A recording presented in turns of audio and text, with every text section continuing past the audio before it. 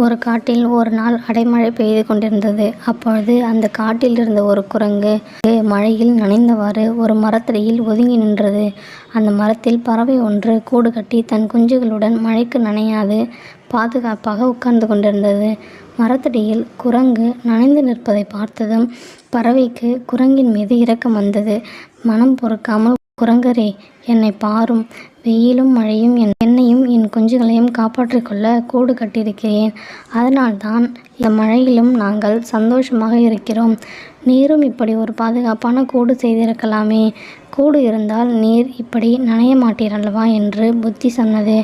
இதனை கேட்ட குரங்காருக்கு கோபம் சீறி கொண்டு வந்தது. உன்னை விட நான் எவ்வளவு வலுவானவன், எனக்கு நீ புத்தி சொல்கிறாயா?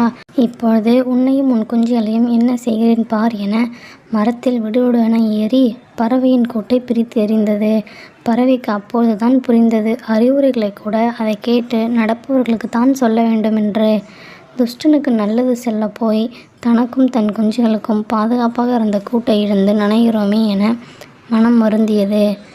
நாமும் ஒருவருக்கு அறிவுரை வழங்கும் முன் அவர் அதனை ஏற்று நடப்பாரா என புரிந்து கொண்டு பின்னரே அறிவுரை வழங்க வேண்டும்.